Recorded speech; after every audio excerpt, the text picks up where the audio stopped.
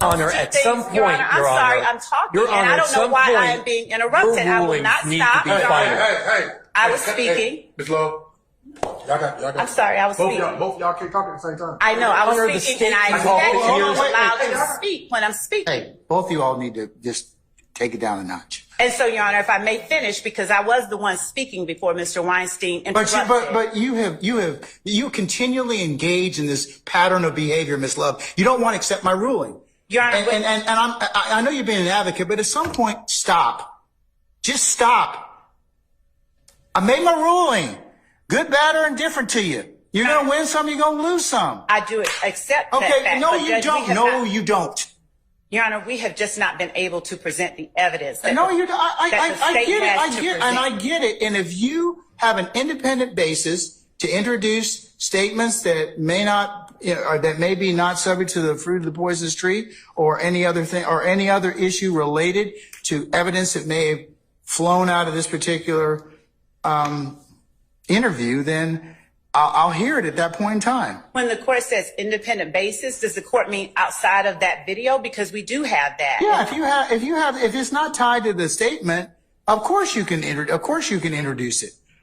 Yeah. I mean, as long as you have some independent basis, right? If you didn't get it from his particular statement.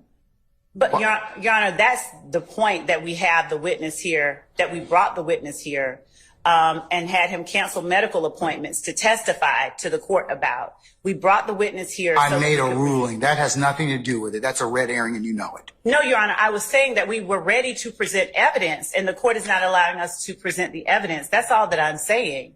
We have the burden of proof, and we haven't even been able to present the evidence that we have. We only, for the sake of ease, allowed the court to introduce the statements that the defendant made as states 1 and 2 to help Mr. Weinstein play the portion that he wanted to talk about. We didn't even get a chance to play or to have the evidence that the state has ready for presentation to the court to be presented. Your Honor, I apologize for interrupting the state earlier, but the state can talk the ears off a donkey. This continued filibustering has got to stop so that opposing counsel can speak. Listen. When I saw this on social media, it immediately reminded me of when Sister Shahrazad Ali said that women, in particular, she was talking about black women, that nobody can out-argue us. If it's getting the last word, if it's saying whatever it is that you got to say, if it's over talking, if it's over redirecting the conversation, whatever it is, there is nobody that can out-argue a woman, but Sister Shahrazad Ali made it clear, a black woman. And when she said that, that was not a compliment. Now, I understand the dynamics of this situation, that it is attorney against attorney, right? So in this particular dynamic, this example that I'm using, it is two attorneys that are doing their job to make sure that they are representing their parties to the best of their ability. And in being an attorney, you have to be good at debating, right? Like, that's one of the biggest parts, is that you have to be good at debating. You have to be good at, getting the best result for whatever client it is that you have. In this particular situation, the woman who would not stop talking works for the state. And, she obviously was not taking no for an answer. But you know that it has to be to a certain level when the judge in the case is already over it. Okay? That man was sitting back there contemplating his job choice. Like, what did I do to deserve this? Why do I have to do it? He was huffing and puffing. He was rolling his eyes, and he could not get her to stop. I know the person who worked in the court that has to type up everything that people are saying was like, I'm not getting paid enough. Because how am I going to accurately type what both of them are saying at the same exact time and then continue as she will not stop talking? In my opinion, again, I know that this is a court setting, and this is a very different dynamic, but there comes a point that we have to realize that women in relationships take these same exact tactics and use them when they are in disagreements with their spouses. We have to have the reality that a lot of women are, they have the ability to become insufferable in their relationships. As we can see in the same dynamic of her in her job. Okay, I don't know this person personally. I'm just talking off of this clip that I've seen. That whole, mental gymnastics, or I'm just going to keep talking and over talk and not stop and, do all the things that I can do and say all these caveats into the conversation and just throw all this stuff in here just so that I can, make my opponent tired enough that they will eventually stop talking or bow out so I can feel like I quote unquote won, is not a compliment. It's not a good thing. Just because you are, you continue to talk, or just because you overpower, or just because you raise your tone and the louder you get, it does not mean that your point holds any more weight than the other person. The judge was very clear when he said, listen, what I notice that you keep doing is that you keep going and going and going, and you won't stop. You keep repeating the same things that you said 5 times. We heard you the first time and the second time, and you keep trying to say the same things again because you just want the control. You want the power and the ability to continue to speak and not allow the other person to get their opportunity. Does this not remind you guys of when women and men are in relationships, of things that happen when it's a point where we can say, okay, the woman and the man come together and they say, okay, what can I do to be better? And the woman will go on and on and on and on and on and on and on and on and on and on and on and on. And even if it's not her point to talk, if he points out something that she's done wrong or something that she can do better, she will cut in, over talk, overpower, bring her emotions into it, start backflipping with the mental gymnastics, only so that she can continue to talk and tell you why it's you that's the problem, and why she's perfect, and why she doesn't have to do anything to change, and why she doesn't need to evolve, and why it's always you, and why she's done this and she carries the burden. And at the end of the day, all of his feelings, his problems, his issues are left unresolved. That's the truth. And why is that? Because of the control mechanism that women use when they are debating, or when they are in a quote unquote disagreement with somebody. The logics just leave the building.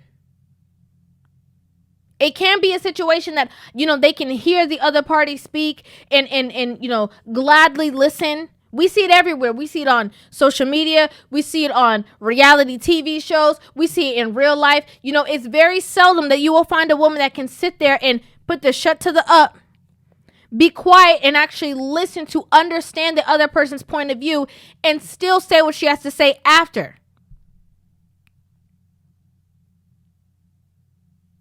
This man is like, we're both here doing our job and I can't even get a word in. I have to fight.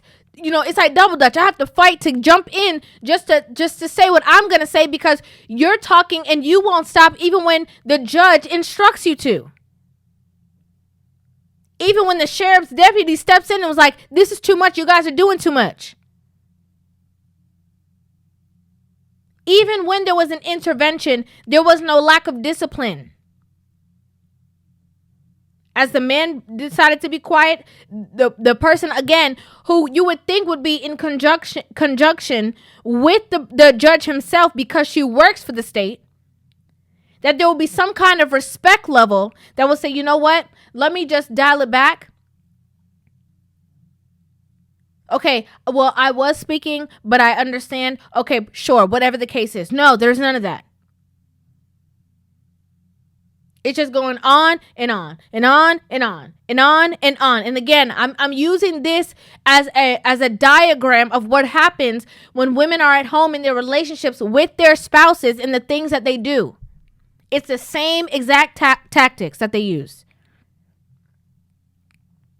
You can't get a word in. You can't express yourself. You can't defend yourself. You can't, say the things that you want to say. You can't name the problems that you have in the relationship. You can't tell her the things that she needs to work on. It's just not a space for that.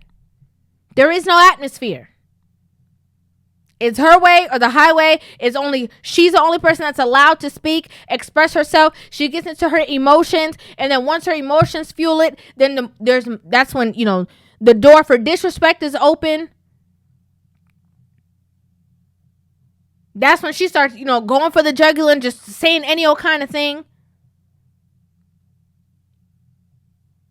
It's important that in all dynamics that we are allowing ourselves to articulate ourselves in a manner that allows us to be heard. Because as soon as a woman starts going off and yelling and overpowering and over talking, you're not even being heard.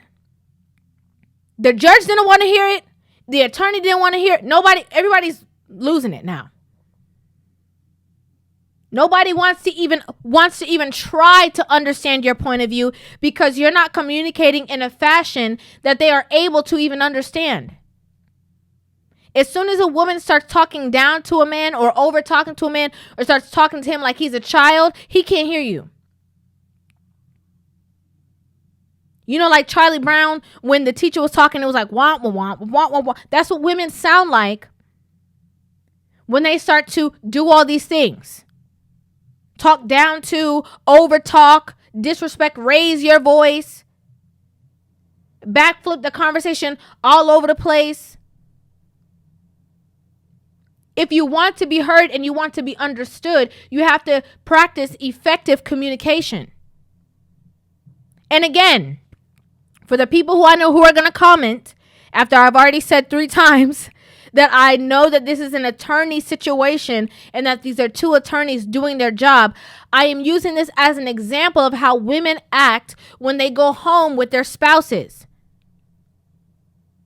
Again, referencing what Sister Shahrazad Ali said, that nobody can out-argue the woman. A woman doesn't have to be an attorney to know how to argue. Let's be clear. I'm sure a lot of people in the comment section have encountered arguments with women who do not have their job title as an attorney. Effective communication is vital in all aspects of your life, but most importantly in the relationship in relation to your relationship. How you speak to each other, how you disagree. It doesn't mean that it's going to be perfect and you're not going to disagree. Of course you are. You're 2 separate people with 2 separate ideas, 2 separate brains, 2 separate thought patterns. Same way that when you're growing up, you can disagree with your siblings. There's nothing wrong with the disagreement, but it's how you disagree. It's how you articulate yourself in a disagreement. And if you want to better your relationship, and if you want it to be a space that you guys can both feel comfortable to express yourselves, it's very important to create that space where you are not over talking, loud talking, acting a fool. If somebody says something contrary to what you feel or your opinions, it's very important that you nurture that space. That's the most nurturing that you should be if you want to create that peace, is when you guys are in a disagreement. Okay, I just want to let you know that I feel this way. I don't know how you feel. I don't know your point of view. I don't know your thought process, but I would like to know. I want to create this space that you can share with me what I can do to be better for you. And actually be quiet and listen. I said it before in a recent video. I feel like I have to remind us again. You have 2 ears and 1 mouth for a reason. You should sit and listen. There's so many things that men are saying to you on a daily basis that can make your relationship thrive and make your relationship better, but you're not listening. You're too busy talking. Too busy yapping. A lot of women, they want to have the last word in a disagreement. And what's so interesting is that you'll have the last word, but you'll also be by yourself in the end. You'll have the last word. You'll win the argument and lose the relationship. What matters more to you?